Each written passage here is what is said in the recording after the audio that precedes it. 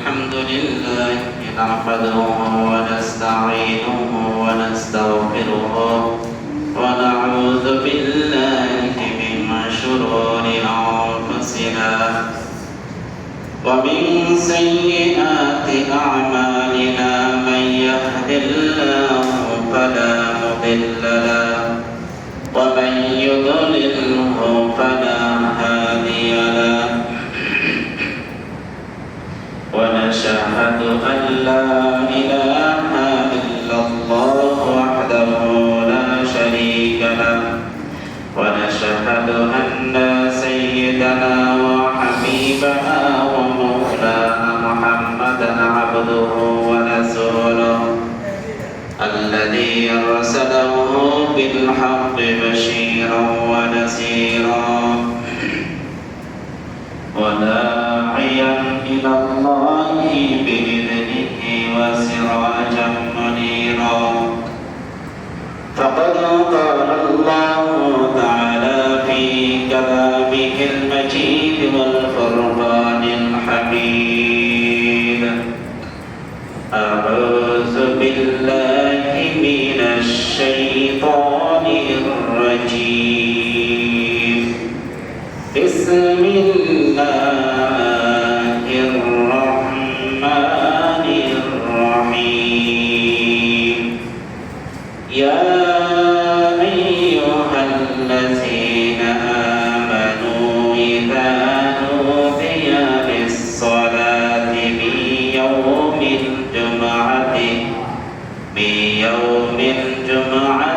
فاسعوا إلى ذكر الله وذروا البيع ذلكم خير لكم إن كنتم تعلمون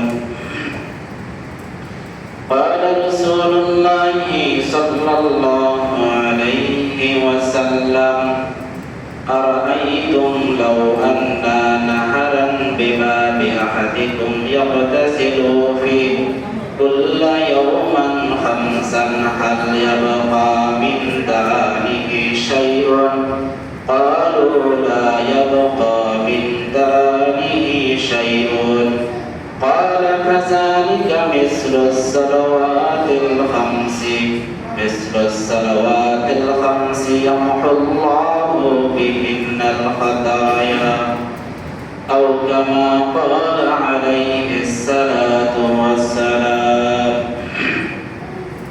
شكر درش الكريم اللهم صل على محمد وعلى آل محمد كما صليت على إبراهيم وعلى آل إبراهيم إنك حميد مجيد أستغفر الله الذي لا إله إلا هو الحي القيوم وأتوب إليه الحمد لله লাখ কোটি শুকরিয়া মহান আল্লাহ তাআলা দরবারে যে পবিত্র জুমার দিন আল্লাহ রাব্বুল আলামিন আমাকে এবং আপনাদেরকে বিভিন্ন ব্যস্ততা থেকে সবকিছু কাজ ছেড়ে দিয়ে মসজিদে আসিয়া দুইটা কথা বলা এবং শোনা আমল করার মতো আল্লাহ পাক সকলকে তৌফিক দান করেছেন।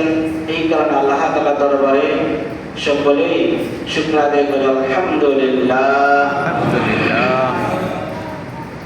আল্লাহ রাব্বুল আলামিন পবিত্র কোরআনের মধ্যে বলেন ইয়া আইয়ুহাল্লাযীনা আমানু ইযা নুদিয়া লিস-সালাতি মিন ইয়াউমিল জুমআহ হে ঈমানদারগণেরা তোমরা জুমার দিন যখন আযান হয়ে যায় তোমরা মিন ইয়াউমিল জুমআতি ফাসআউ ইলা যিকরিল্লাহি ওয়া যারুল বাই' তোমরা কাজকর্ম ছেড়ে দিয়ে তোমরা মসজিদের দিকে ছুটে যাও।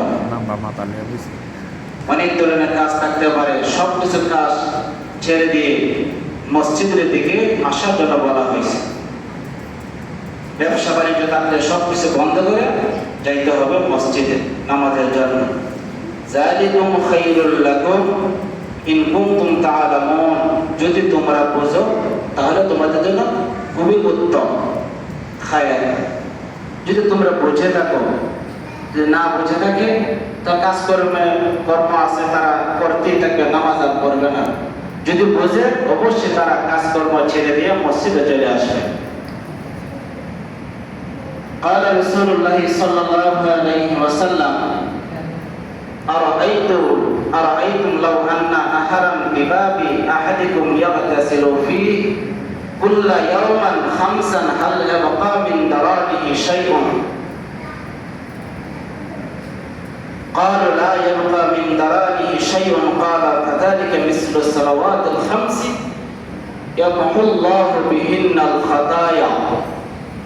আল্লাহ রাসূল বলেন قال رسول الله صلى الله عليه وسلم أرأيتم لو أن نهرا بباب أحدكم يغتسل فيه রাসূলুল্লাহ সাল্লাল্লাহু আলাইহি ওয়াসাল্লাম বলেন হে সাহাবায়ে কেরাম, তোমাদের পাশে কোনো নদী অথবা কোনো পুকুর, নদী অথবা পুকুরের মধ্যে কোনো ব্যক্তি যদি দিনের মধ্যে 5 বার গোসল করে, কয়বার? 5 বার গোসল করে, সাবান দিয়ে 5 বার গোসল করে, তার শরীরের মধ্যে কোনো প্রকার ময়লা থাকতে পারে কিনা? সাহাবায়ে কেরাম আরজ করেন, ইয়া রাসূলুল্লাহ, কোন ব্যক্তি নদীর মধ্যে 5 বার গোসল করলে সাবান দিয়ে তার মধ্যে কোনো প্রকার ময়লা থাকতে পারে না। রাসূল করিম সাল্লাল্লাহু আলাইহি ওয়াসাল্লাম বললেন, হে সাহাবায়ে কেরাম, যদি শরীরের মধ্যে ময়লা না থাকতে পারে 5 বার গোসল করার কারণে, ঠিক সেই রকম দৈনিক দিনে 5 বার গোসল, দিনে 5 বার 5 ওয়াক্ত নামাজ যে ব্যক্তি আদায় করবে, তার শরীরের মধ্যে কোনো প্রকার গুনাহ থাকতে পারে না। সুবহানাল্লাহ। দিনে 5 বার যদি 5 ওয়াক্ত নামাজ আদায় করে, তার শরীরের মধ্যে কোনো প্রকার গুনাহ থাকতে পারে না। সাহাবায়ে কেরাম আরজ করলেন, ইয়া রাসূলুল্লাহ, কোনো প্রকার হিজে থাকবে না। তারা বললেন, আল্লাহ নবী বললেন, কোনো প্রকার গুনাহ তার শরীরের মধ্যে স্পর্শ করতে পারবে না, কারণ দিনের মধ্যে 5 বার গোসল করেছে, যেমন শরীরে কোনো ময়লা থাকতে পারে না, ঠিক সেই রকম দিনে 5 বার নামাজ আদায় করছে 5 ওয়াক্ত, যখন ওযু করতে যায়, অঙ্গ প্রত্যঙ্গের মধ্যে যত ওযুর পানি লাগে, তার শরীরে যত প্রকার গুনাহ আছে, সকল প্রকার গুনাহ সব কিছু ময়লা দূর হয়ে যায়। সুবহানাল্লাহ। পবিত্র কোরআনের মধ্যে বলেন, সীমাহুম ফি বুজুহিহিম মিন আসারিস সুজুদ। হাশরের ময়দানে মানুষ যখন উঠবে, তার চেহারার মধ্যে একটা দাগ থাকবে, তার একটা দাগ থাকবে। দিনের মধ্যে 5 বার ওই ব্যক্তি কি করেছিল? 5 ওয়াক্ত নামাজ আদায় করেছিল, সেই কারণে তার কপালে একটা দাগ থাকবে। যদি কোনো ব্যক্তি ইচ্ছা করে কোনো শাড়ির মধ্যে বসা দিয়ে দাগ করে, কোনো লাভ হবে না। আপনি দাগ হোক অথবা না হোক, আপনি দিনে 5 বার ডিউটি করেন, হাশরের ময়দানে অবশ্যই আপনার কপালের মধ্যে একটা দাগ থাকবে। ওই দাগের কারণে আপনার ফয়সালা হবে জান্নাত। সুবহানাল্লাহ। হাদিসের মধ্যে আছে, ক্বালা রাসূলুল্লাহ সাল্লাল্লাহু আলাইহি ওয়াসাল্লাম, কাইফা তা'রিফু উম্মাতাকা মিন বাইনিল উমামি ফীমা বাইনা নূহি ইলা উম্মাতিকা? ক্বালা হুম গুররুল মুহাজ্জালুনা মিন আসারিল ওযুই লাইসা কাযালিক। আল্লাহ রাসূল বললেন, হে আয়েশা, তুমি কি জানো? আয়েশা সিদ্দিকা রাদিয়াল্লাহু তাআলা আনহা একদিন জিজ্ঞাসা করলেন, ইয়া রাসূলুল্লাহ, আদম আলাইহিস সালাতু ওয়াস সালাম থেকে পর্যন্ত অনেক নবী আইছিল, অনেক নবীর উম্মত ছিল, কম বেশ সকলের উম্মত ছিল, আপনার উম্মত আছে, সকল উম্মত হাশরের ময়দানে একসঙ্গে উঠবে, আপনার উম্মতকে কিভাবে আপনি চিনবেন? আল্লাহর নবী বললেন, হে আয়েশা, অসংখ্য ঘোড়ার মধ্যে যদি একটা ঘোড়া থাকে, কালো ঘোড়া থাকে, কি ঘোড়া? কালো ঘোড়া থাকে, ওই কালো ঘোড়া কপালে চাঁদ কপালে থাকে, সাদা তক্তবা একটা ঘোড়া থাকে, ওই ঘোড়াটাকে চেনা যাবে কিনা? আয়েশা সিদ্দিকা রাদিয়াল্লাহু তাআলা আনহা বললেন, ইয়া রাসূলুল্লাহ, যদি এমন থেকে সহজে চেনা যাবে। আল্লাহ রাসূল বললেন, যে ব্যক্তি নাকি ঈমানদার মুত্তাকিন পরে থাকবে, আমার উম্মত থাকবে, আমাকে মানবে, কোরআনকে মানবে, হাদিসকে মানবে, রাসূলকে মানবে, ওই ব্যক্তি হাশরের ময়দানে, ওই ব্যক্তি হাশরের ময়দানে যে দুনিয়াতে মধ্যে নামাজ পড়ছিল, ওযু করেছিল, ওযু পতঙ্গগুলি চেহারা এবং পা এবং হাত, ওইগুলোর মধ্যে পানি লাগার কারণে হাশরের ময়দানে তার নূরে চমকাতে থাকবে। এই তখন আমি বলতে পারবো, এটা আমার উম্মত, আমি তাদেরকে ধরে আমি জান্নাতের মধ্যে পৌঁছায় দিব। সুবহানাল্লাহ। তাহলে নামাজ পড়লে সেটা, নামাজ যদি পড়ি তাহলে সেটা আমার শরীরের মধ্যে কি হইতো? চেহারার মধ্যে নূরে চমকাইতো। আর যদি আমি নামাজে না পড়ি, চেহারার মধ্যে নূরে চমকাইবে না, হাতের মধ্যে নূরে চমকাইবে না, গলার মধ্যে নূরে চমকাইবে না, আল্লাহ নবী তাদেরকেও চিনতে পারবে না। আল্লাহ রাব্বুল আলামিন পবিত্র কোরআনে বলেন ওয়া আনজির আশিরাতাকাল আকরাবিন, যে তোমাদের পাশাপাশি যারা লোক ছিল, নিকটবর্তী লোক ছিল, তাদেরকে তোমরা আল্লাহর ভয় দেখাও। ভয় দেখাইতে হবে। ভাই তুমি যদি নামাজ না পড়ো গুনাহ হবে, ভাই তুমি যদি নামাজ না পড়ো গুনাহ হবে, ভাই তুমি যদি রোজা না রাখো গুনাহ হবে, ভাই তুমি ইবাদত যদি গুনাহ না করো, ইবাদত যদি না করো তাহলে গুনাহ হবে, হাসরের মধ্যে তুমি জাহান্নামের মধ্যে জ্বলবা।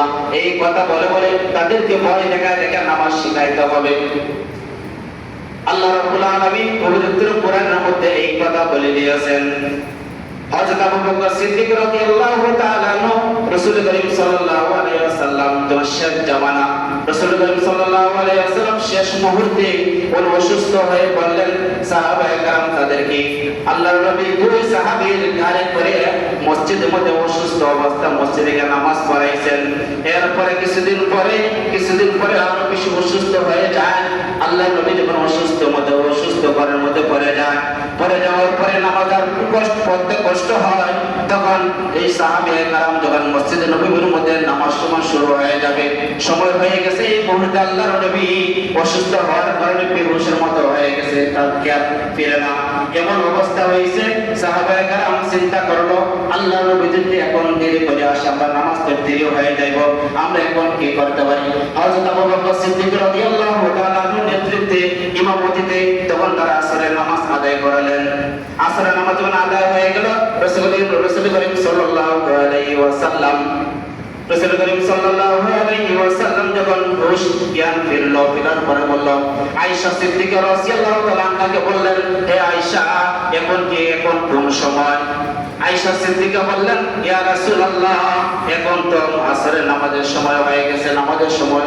তারা তো সাহাবায়ে কেরাম আপনার অপেক্ষা থেকে তারা তো নামাজ আদায় করে ফেলছে। আল্লাহর নবী তখন কি করলেন? বলেন, আয়েশা, তুমি আমাকে একটু আলগিতে একটু ধরো, হাতের মধ্যে বরাতে একটু দাঁড়াও, আমি একটু দেখার জন্য সুযোগ দাও। মসজিদে নববী, তার ঘর থেকে তখন দেখা যাইতো একটা জানালা ছিল, ওই জানালাটা বলছে তুমি জানালাটা খুলে দাও, আমি তাদেরকে তাকায় একটু দেখি। তখন দেখেন সাহাবায়ে কেরাম তারা নামাজ আদায় করে ওই জায়গায় বসে কথাবার্তা বলছেন। আল্লাহর নবী তখন বসে যাওয়ার পরে উনি আল্লাহর নবী আবার শুয়ে গেলেন। শুয়ে যাওয়ার পরে আল্লাহর নবীর চোখ থেকে দর করে পানি পড়তেছে। আয়েশা সিদ্দিকা বললেন, ইয়া রাসূলুল্লাহ, আপনি এই দৃশ্য দেখে আপনি কেন চোখের মধ্যে পানি? আল্লাহর নবী বলেন যে আমার চোখের মধ্যে যে পানি তুমি দেখতে পাচ্ছ, এটা দুঃখের কোনো পানি না, এটা আমার তৃপ্তির পানি।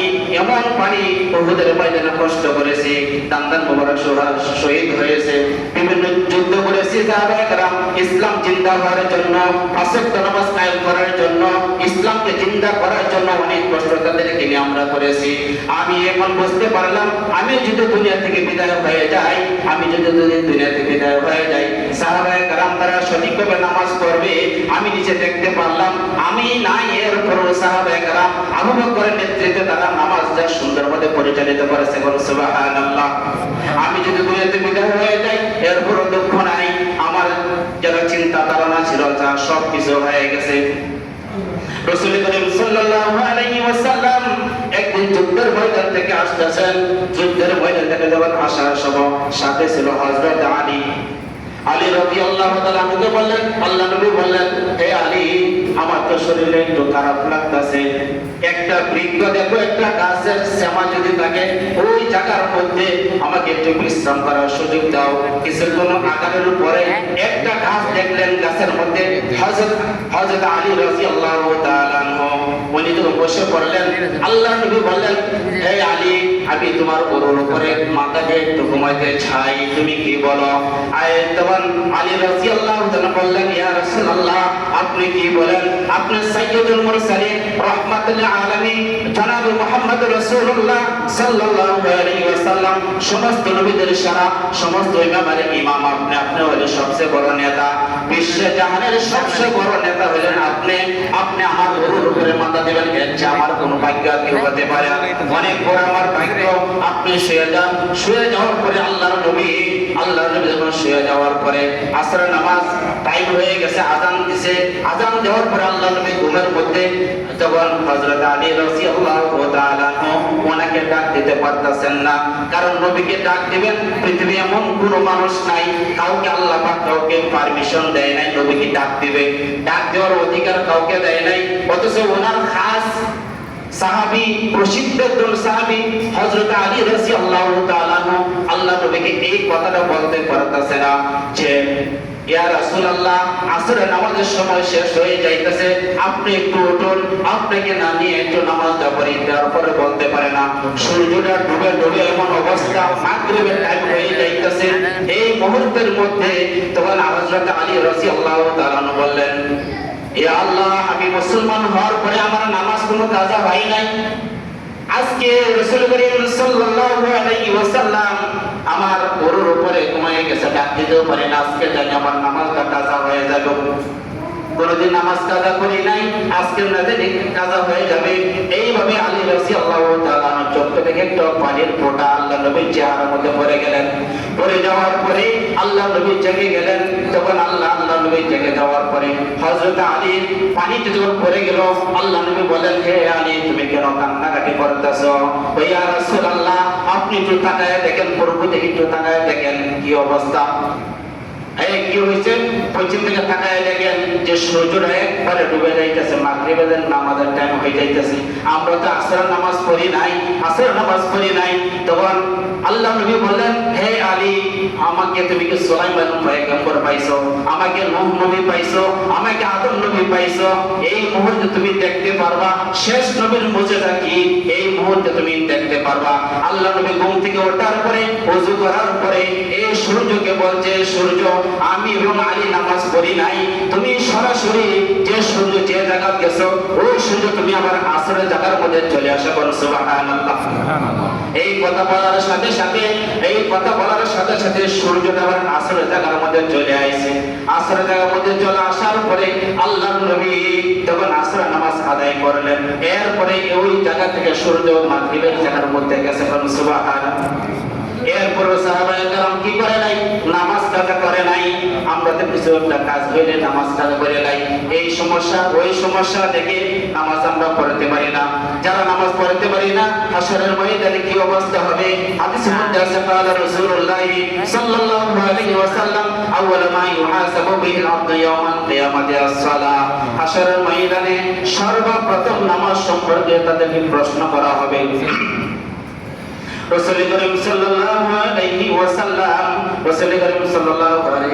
তখন 2 সপ্তাহ পর অসুস্থ হওয়ার 2 সপ্তাহ পরের দিকে আল্লাহ নবী বেশি অসুস্থ হয়ে গেলেন। পাশে বসেছিলেন হযরত আয়েশা সিদ্দিকা রাদিয়াল্লাহু তাআলা আনহা এবং সাইয়্যিদা ফাতেমা রাদিয়াল্লাহু তাআলা আনহা। ওনার শরীরের মধ্যে একটা চাদর মুবারক ছিলেন, এই চাদর দিয়ে আল্লাহ নবীর শরীরটা ঢাকা ছিল। কিছুক্ষণ পরে আয়েশা সিদ্দিকা রাদিয়াল্লাহু তাআলা আনহা তখন এই চাদরটা আবার টান দিয়ে উঠাইলেন। উঠানোর পরে দেখলেন আল্লাহ নবীর শরীরের চতুর্দিকে প্রত্যেকটা লোম থেকে ঘাম বাইর হইতাছে, এমন কোনো লোম বাকি ছিল না, এমন অবস্থা হইতাছে। কিছুক্ষণ পরে দেখা যায় এই দরজা মারা ছিল, এই দরজার মধ্যে দেখা যায় টক টক করে শব্দ হইতাছে, আসসালাম দিতেছে, আসসালামু আলাইকুম ইয়া রাসূলুল্লাহ, আসসালামু আলাইকুম ইয়া রাসূলুল্লাহ। রাসূল করিম সাল্লাল্লাহু আলাইহি ওয়াসাল্লাম তখন বললেন, এই ফাতেমা, তুমি দরজাটা খুলে দাও, কে দেখো কে আসছে, তুমি একটু চায়া দেখো। তাড়াতাড়ি দেখো, মালিকুল মউত আইছে। কে আইছে? মালিকুল মউত আইছে।